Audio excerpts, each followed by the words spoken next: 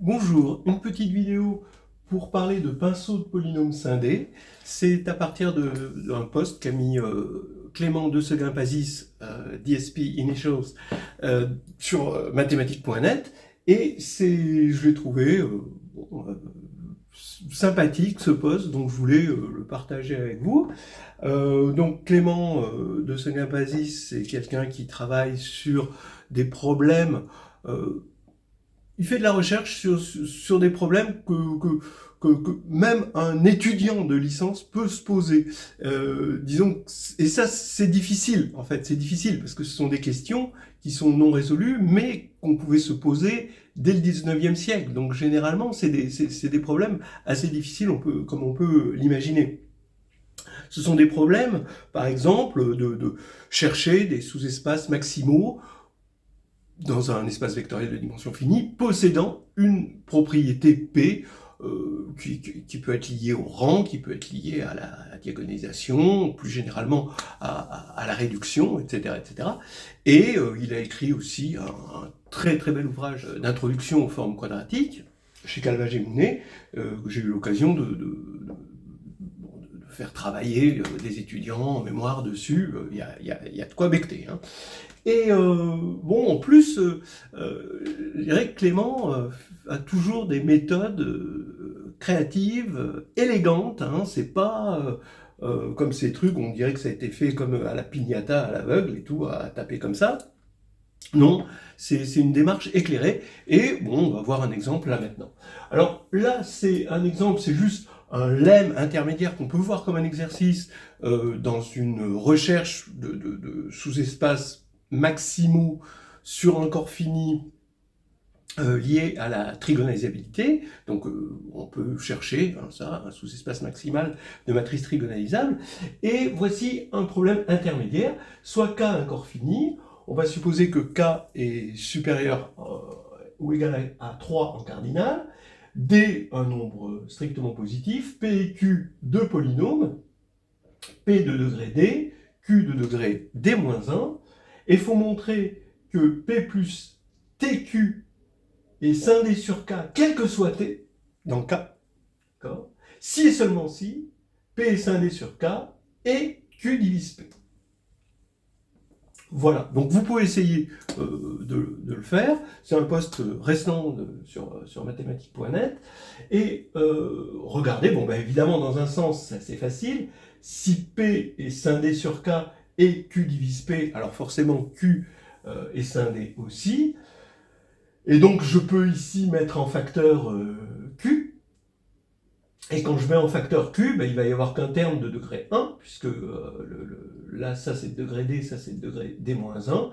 Et donc ici, ça va être scindé. Hein, P plus TQ va toujours être scindé sans problème, quel que soit T. Bon, ça c'est pas difficile. C'est dans l'autre sens que c'est pas évident. Alors voilà bon, une première approche très naturelle, soit D, le PGCD de P et Q, donc on va se ramener au cas où D égale 1, c'est-à-dire P et Q sont premiers entre eux. Donc P c'est égal à D P0, Q D Q0, avec P0, Q0 évidemment premiers entre eux. Donc, je mets en facteur D ici, donc voilà ce que j'ai. J'ai un polynôme, évidemment, ça, par hypothèse, ça c'est scindé, hein, c'est ça que je veux montrer. Donc, comme ce polynôme est scindé, bien sûr, de toute façon, D est scindé, mais on n'en a pas besoin. Donc, tout facteur de ce polynôme est scindé. Donc ici, P0 plus T, Q0 est scindé.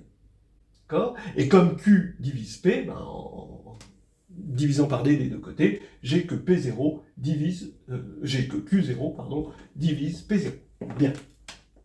Donc, on va supposer que P et Q sont premiers entre eux, et donc, comme on veut montrer que Q divise P, ça revient à montrer que Q est égal à 1, ou est un polynôme constant, puisqu'il divise P et qu'il est premier avec P, donc c'est qu'il est constant, c'est-à-dire que D-1 est égal à 0, donc il faut montrer que D est égal à 1. Donc on va supposer par l'absurde D supérieur ou égal à 2, et de toute façon P et Q sont premiers entre eux.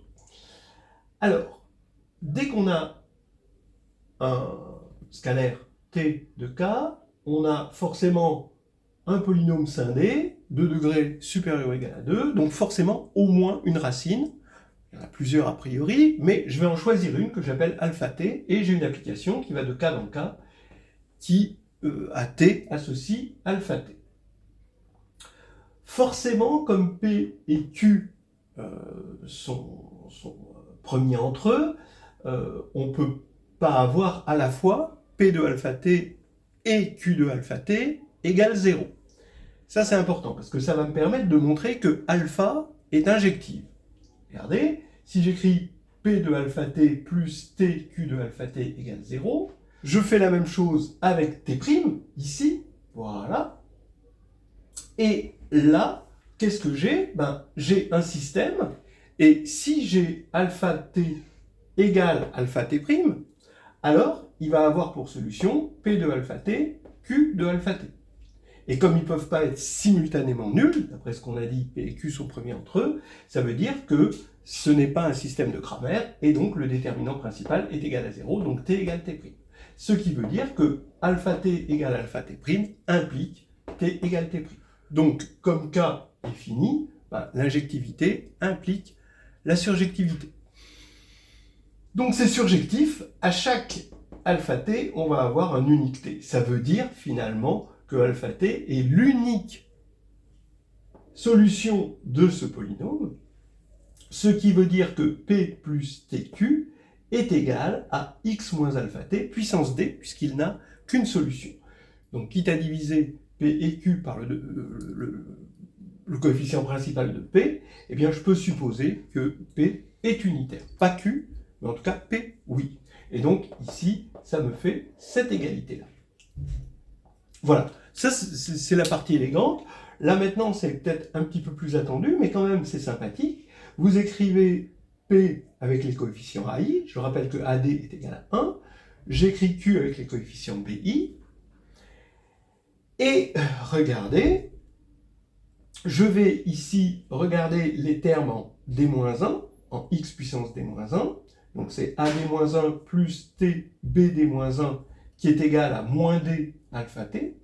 Maintenant le terme en x, A1 plus T B1 égale moins 1 puissance D-1 D alpha T puissance D-1, et le terme constant, A0 plus T B0 égale moins 1 puissance T alpha T puissance D. Voilà. Le résultat, c'est quoi? Eh bien, le résultat, c'est que quand je vais multiplier lui par lui, vous voyez, je vais obtenir lui, avec D2. D'accord? Donc, je fais ça par ça, et j'obtiens D2 fois ça. Ça me permet, finalement, c'est de l'élimination de alpha t. D'accord? Donc, j'ai une équation ici où j'ai éliminé alpha t, et ça, c'est vrai, quel que soit t. Alors maintenant, BD-1, c'est le coefficient principal de Q, puisqu'il est de degré D-1. Il est non nul. B1 est non nul aussi. Pourquoi? Parce que si B1 était nul, comme cette égalité est vraie, quel que soit T, j'aurais A1 qui vaudrait toujours alpha T puissance D-1. Ça voudrait dire que alpha T puissance D-1 est une constante. Mais ça, c'est pas possible, parce que, comme ici c'est surjectif, alpha T, il peut être égal à 0, ou il peut être non nul. Et dans ce cas-là, ça, ce serait 0, et ça, ce serait non nul. A1, il ne peut pas être égal à 0 et non nul à la fois. Ce qui fait que B1 est non nul, et d'ailleurs B0, pour la même raison, il est non nul aussi. Alors maintenant, ici, est-ce que je peux identifier, parce que j'ai le produit, ici j'ai une fonction polynôme de degré 2, et là j'ai une fonction polynôme de degré 1. J'ai envie d'identifier. Est-ce que je peux? Oui. Parce que c'est là qu'on se sert du fait que le cardinal de K est supérieur ou égal à 3. Effectivement, si on regarde bien, à partir du moment où j'ai 3 éléments dans K, que j'appelle A, B, C, si j'avais une relation de liaison entre les fonctions 1, T et T2, alors j'aurais ce Vandermonde qui serait nul. Or, comme A, B et C sont 3 éléments distincts, on sait qu'il est non nul, on sait calculer le Vandermonde, on sait que c'est différent de 0. Donc, ici, ça veut dire que 1, T et T2 sont 3 fonctions, parce que sur un corps fini, on ne peut pas forcément identifier, Et donc, ici, on ne peut pas identifier les polynômes avec les fonctions polynômes. Donc ici, on peut le faire. Ce qui me fait que le terme en T2 est nul. Donc ça fait BD-1 fois B1 qui est égal à 0. Mais ce n'est pas possible dans un corps parce que ces deux-là sont non nuls. Voilà. Alors après, c'est facile de voir, de s'amuser à regarder ce qui se passe pour K égale en cardinal 2 et de voir que si on prend x3 pour P et x2 plus x plus 1, alors en degré 2 et 1 ici, ça continue à marcher, le théorème marche, mais ici, on a que, donc vous prenez, donc sur le corps à deux éléments finalement, 0, 1, donc vous prenez t égale 0, donc ça fait x3, donc c'est scindé, vous prenez t égale 1, ça fait x3 plus x2 plus x plus 1, vous vérifiez que c'est scindé, parce que x plus 1 facteur de x2 plus 1, donc x plus 1 facteur de x plus 1 au carré, donc en fait x plus 1 cube, bah oui, évidemment, ça fait x plus 1 cube, d'accord, puisque 3 égale 1, d'accord, donc ça, on reconnaît finalement le développement de x plus 1 au cube, et donc, et pourtant, ceci ne divise pas cela, ça c'est irréductible, puis ça c'est, voilà, ça divise pas ça, donc il y a une exception, et après il doit y avoir aussi d'autres exceptions si on prend des d supérieurs. En tout cas pour d égale 2, non, il n'y a pas d'exception, mais sur le corps à deux éléments, il va y avoir des exceptions certainement supérieures à 3 aussi.